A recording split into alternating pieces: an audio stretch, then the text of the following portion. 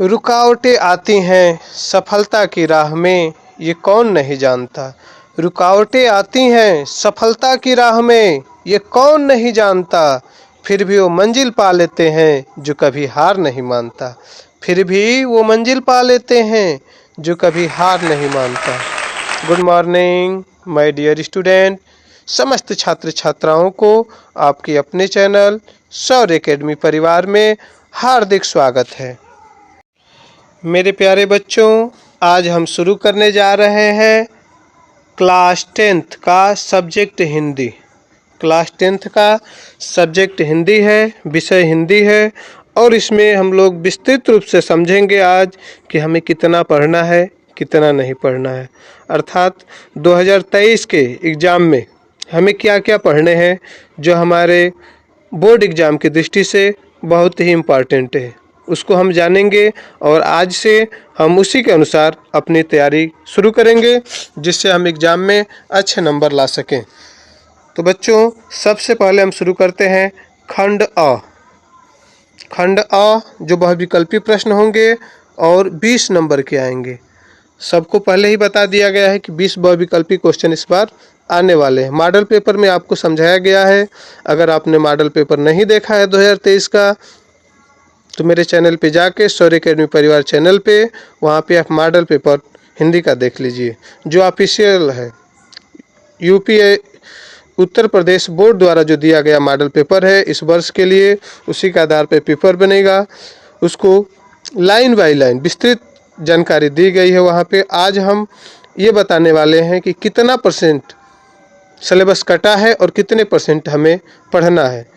तो आपको बताना चाहूँगा कि 70% जो हमारी बुक होती थी उसमें से हमें एग्ज़ाम में आएंगे तो हमें 70% का ही अध्ययन करना है। आज इस वीडियो में मैं बताने वाला हूँ कौन कौन सा चैप्टर, कौन कौन सा पॉइंट हमें अध्ययन करना है और कौन कौन से टॉपिक को हमें नहीं पढ़ना है जो एग्ज़ाम में नहीं आने वाले। तो ये वीडियो आपके लिए बहुत इंपॉर्टेंट होने वाली है, इसलिए इस वीडियो को अंत तक देखिएगा, कहीं भी स्किप मत करिएगा।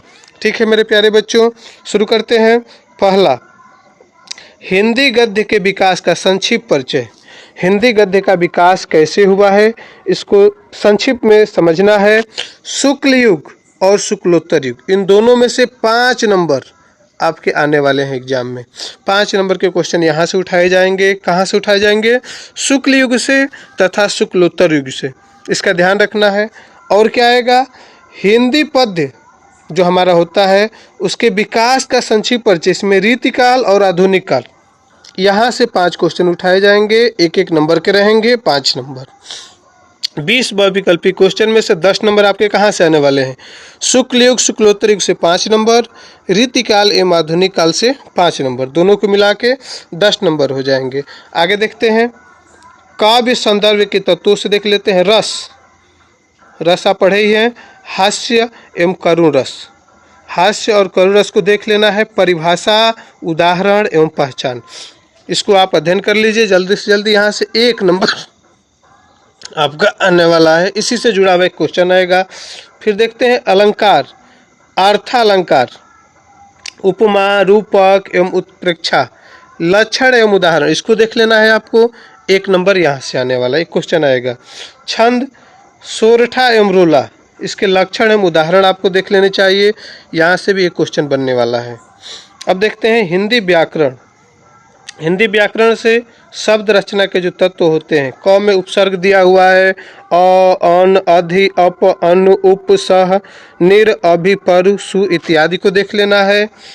इससे थोड़ा सा आगे चलते हैं और फिर देखते हैं प्रत्यय, आई, त्व, ता, पन, वा, हट, वट इत्यादि।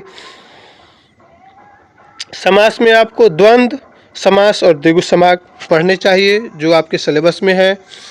तद्भव और तत्सम शब्द एवं परवाची शब्द, ये भी आपको पढ़ने हैं। यहाँ से टोटल हिंदी व्याकरण से कितने आने वाले हैं? 4 क्वेश्चन बनेंगे, 4 नंबर के। अब देखते हैं संस्कृत व्याकरण से। संस्कृत व्याकरण से 3 क्वेश्चन आएंगे, 3 नंबर के। इसमें संधि होगी, यण, यण की परिभाषा, उदाहरण और पहचान। ठीक। शब्द रूप में फल, मति, मधु एवं नदी, सभी विभक्तियों के रूपों में, इसको याद कर लेना है। धातु में आएगा पठ, हस, लट, लोट, विविध लिंग, विधिलिंग एवं लिट लकार आदि इसको देख लेने हैं। इनसे आएगा आपका 3 नंबर आने वाला है। ठीक है, अब चलते हैं खंड ब की तरफ, जहाँ से आपके 50 नंबर आने, 20 नंबर के बहुविकल्पी और 50 नंबर आपके वर्णात्मक प्रश्न आने वाले हैं। इसमें देखेंगे कहाँ से क्वेश्चन उठने वाले हैं। पहला देखिए, गद्य हेतु निर्धारित पाठ्य पुस्तक से गद्यांश पर आधारित प्रश्न। गद्य के लिए जो निर्धारित पाठ्य पुस्तक है वहाँ से आपके गद्यांश पर आधारित प्रश्न आएंगे। ठीक है, ये 6 नंबर के होंगे। दूसरा, पद हेतु निर्धारित पाठ्य पुस्तक से पदांश पर आधारित प्रश्न, एक पदांश आएगा उस पर प्रश्न आएगा, यहाँ से 6 नंबर आपके होंगे। संस्कृत गद्यांश का संदर्भ सहित हिंदी में अनुवाद लिखना होगा। संस्कृत गद्यांश एक आएगा जिसका संदर्भ लिखना होगा और हिंदी में अनुवाद लिखना होगा, यहाँ से आपको 5 नंबर मिलेंगे। संस्कृत पद्यांश का संदर्भ सहित हिंदी में अनुवाद लिखना है, एक गद्यांश आएगा एक पदांश आएगा, यहाँ से आपको 5 नंबर मिलने वाले हैं। फिर देखिए, निर्धारित खंड काव्य से कथानक, चरित्र चित्रण एवं तथ्य आधारित प्रश्न, ये बनेंगे 3 नंबर के। उसके बाद निर्धारित गद्य खंड काव्य पाठ्य पुस्तक से संबंधित लेखकों का जीवन परिचय एवं उनकी प्रमुख रचनाओं के नाम आएगा, ये 5 नंबर के आने वाले हैं। निर्धारित पद्य खंड के पाठ्य वस्तु से संबंधित कवियों का जीवन परिचय एवं प्रमुख रचनाओं के नाम, ये भी 5 नंबर का आने वाला है।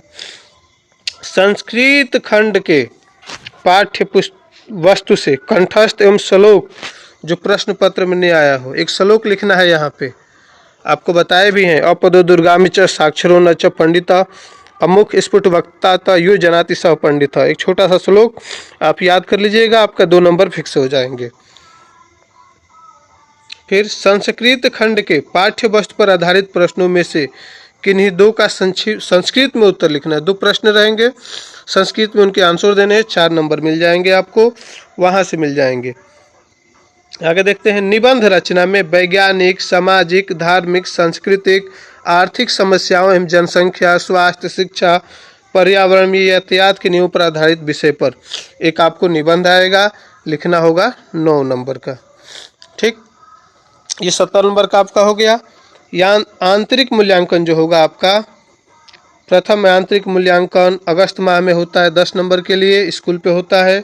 द्वितीय आंतरिक मूल्यांकन रचनात्मक लेखक आधारित प्रश्न होगा, दिसंबर माह में 10 नंबर का ये होता है। 4 मासिक जो परीक्षाएं होंगी वहाँ से 10 अंक मिलेंगे। टोटल यहाँ से आपके स्कूल द्वारा मिलते हैं 30 नंबर, जो कि नियम है। अब आपके स्कूल में किस तरह मिलते हैं अब आप समझें।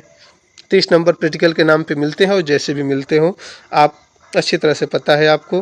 प्रथम मासिक परीक्षा वर्णात्मक परीक्षा के आधार पर होती है, जुलाई माह में होनी चाहिए। द्वितीय मासिक परीक्षा बहुविकल्पी प्रश्नों पर MCQ के आधार पर होती है, जो अगस्त में होती है। तृतीय मासिक परीक्षा वर्णात्मक परीक्षा के आधार पर होती है, नवंबर माह में। अब देखते हैं चतुर्थ मासिक परीक्षा बहुविकल्पी प्रश्नों से MCQ के आधार पर होती है, दिसंबर माह में। चारों मासिक परीक्षाओं के प्राप्तांक के योग को 10 अंकों में परिवर्तित किया जाए, ये नियम है। बाकी अलग अलग स्कूल वाले अपने हिसाब से करते हैं। अब मेन पॉइंट पे हम लोग चलते हैं। आपके लिए निर्धारित पाठ्य पुस्तक की जो वस्तु है गद्य हेतु, गद्य के लिए जो है उसमें आपका लेसन है मित्रता, ममता, भारतीय संस्कृत, अजंता। याद है, मित्रता, ममता, भारतीय संस्कृत, अजंता। मित्रता लिखा गया है रामचंद्र शुक्ल के द्वारा, ममता जयशंकर प्रसाद, भारतीय संस्कृत राजेंद्र प्रसाद, अजंता भगवत शरण उपाध्याय के द्वारा। और काव्य हेतु जो पढ़ने हैं सूरदास, तुलसीदास, रसखान, बिहारी लाल, राम नरेश त्रिपाठी, मैथिली शरण गुप्त, महादेवी वर्मा, सुमित्रानंद पंत, माखनलाल चतुर्वेदी, सुभद्रा कुमारी चौहान, अशोक वाजपेयी के बाद आपके हैं श्याम नारायण पांडे। अब लेसन देख लेते हैं। पद यहाँ पे दिया हुआ है, सूरदास के पद हैं, तुलसीदास का यहाँ पे है धनुष, भंग, वन, पथ पर। रसखान के क्या है, सवैया, कवित है। बिहारी लाल का भक्ति नीति पढ़ना है। रामनरेश त्रिपाठी का है स्वदेश प्रेम। मैथिली सेनगुप्त का लिखा हुआ भारत माता का मंदिर या। महादेवी वर्मा का है हिमालय से। सुमित्रानंद पंत का है चीटी। माखनलाल चतुर्वेदी का है पुष्प की अभिलाषा। सुभद्रा कुमारी चौहान का है झांसी की रानी की समाधि पर। अशोक वाजपेयी का है भाषा एकमात्र अनंत है। श्याम नारायण पांडे का है हल्दी घाटी। ये बच्चों जो इस साल के सिलेबस में है, जो बोर्ड के एग्ज़ाम में आएगा और सबको पढ़ने हैं, उनके लिए है ये जो हमें पढ़ने हैं इस बार एग्ज़ाम में जो क्वेश्चन बनेंगे यहीं से बनेंगे। आगे देखते हैं संस्कृत हेतु क्या क्या है। वाराणसी, देशभक्त, चंद्रशेखर, भारतीय संस्कृति, वीर वीरेण पूज्यते, अरुणी, श्वेतकेत, जीवन सूत्राणि, प्रबुद्ध ग्रामीण, इतनी चीज़ें हैं संस्कृत से। और फिर खंड काव्य है। खंड काव्य के लिए नीचे बताया जा रहा है, देखिए जो आप ऊपर मैं बता रहा हूँ ना, वाराणसी, देशभक्त, चंद्रशेखर, ये संस्कृत के खुद में लेसन है। यहाँ केवल नाम दिया हुआ है, ये सब लेसन है, इसको आपको अध्ययन करने हैं और ये सब एग्जाम में आने वाले हैं।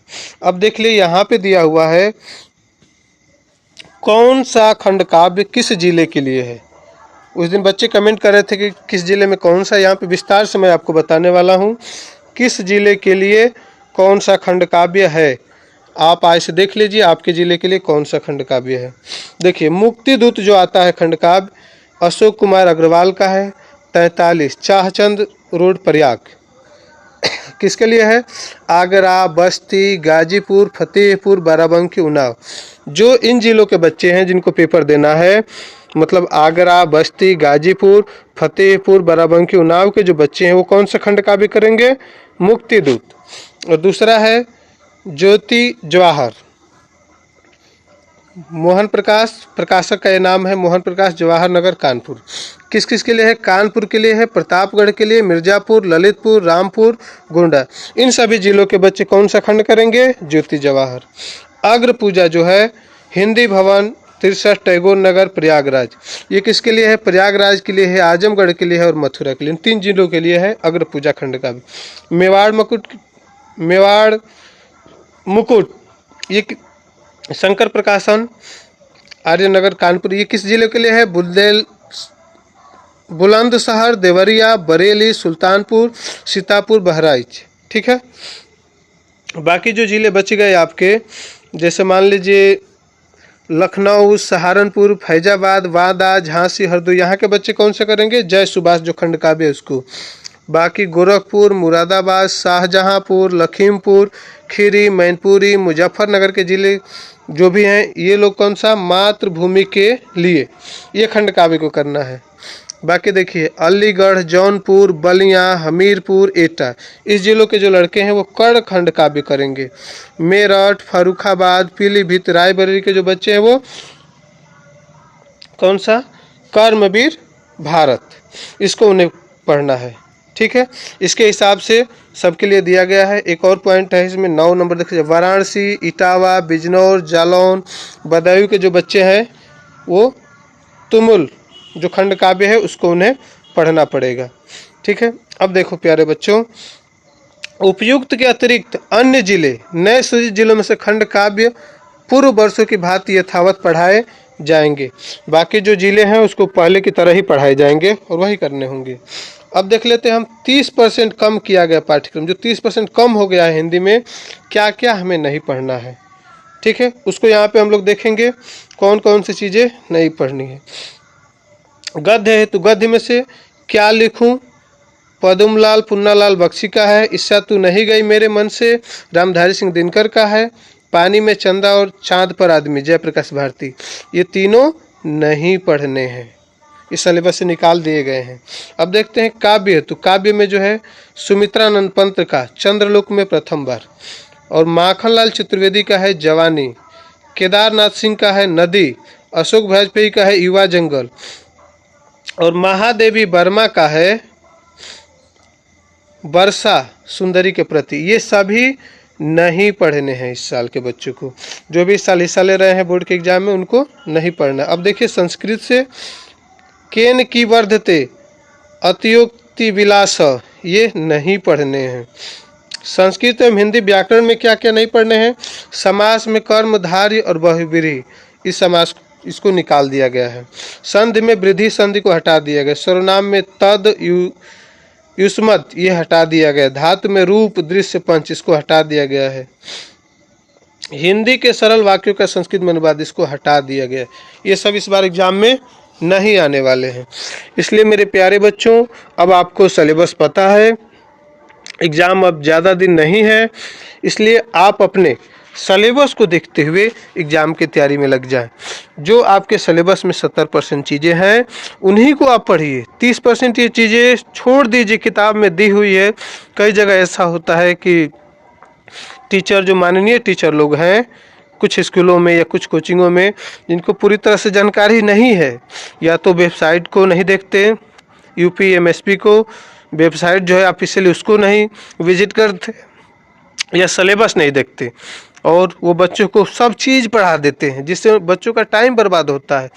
काफ़ी बच्चों को मेहनत करनी पड़ती है। इसलिए मेरे प्यारे बच्चों, आप समय के महत्व को समझिए और उतना ही पढ़िए जितना आपके सिलेबस में है।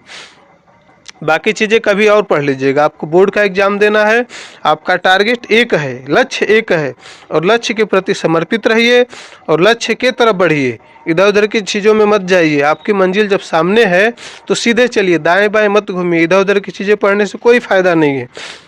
ठीक है, तो आप अपने सिलेबस के अकॉर्डिंग ही आज के बाद तैयारी कीजिए, और इन सभी टॉपिकों पे जल्द ही वीडियो आने वाली हैं। इसलिए यदि आप पढ़ना चाहते हैं, इस चैनल से जुड़े रहना चाहते हैं, सौर्य अकेडमी परिवार का स्थायी सदस्य बनना चाहते हैं, तो सब्सक्राइब कर लीजिए इस चैनल को, जो आपके हर कदम पे आपके साथ रहेगा। एक एक क्वेश्चन जो आपको सरल तरीके से यहाँ बताए जाएंगे, जो शायद कहीं ना मिले, बहुत ही सरल शब्दों में आपको समझाए जाएंगे। जो भी आपकी समस्या है उसके लिए कमेंट कीजिए और सभी बच्चों तक इसे शेयर कीजिए। जो ग्रामीण क्षेत्र के बच्चे हैं, जो कोचिंग जाने के लिए जिनके पास पैसे नहीं हैं, स्कूल क्लास नहीं कर पाते हैं, उन सभी बच्चों को आप शेयर कीजिए। जितने भी आपके जान पहचान के बच्चे हों जो इस साल हाई स्कूल का पेपर दे रहे हों, उनको बताइए, ताकि वो देखे, चीज़ों को समझे और एक प्लानिंग के तहत एग्ज़ाम की तैयारी करें। अगर पहले से प्लान करेंगे तो एग्ज़ाम की खोपड़ी में भी छेद कर सकते हैं, और प्लानिंग नहीं किए हैं तो आपके दिमाग में ही छेद हो जाएगा। आप घबरा जाएंगे, परेशान हो जाएंगे, हताश हो जाएंगे, और एग्ज़ाम आपका ख़राब हो जाएगा। फिर रिजल्ट आने के बाद बच्चे ना जाने क्या क्या चीज़ें करते हैं, कोई रोता है, कोई कुछ करता है, उसकी नौबत ही ना आए। आप अभी से तैयार हो जाइए। इस वीडियो को देखने के लिए धन्यवाद। फिर मिलते हैं जल्द ही नए वीडियो में नए तरीके से। जय हिंद।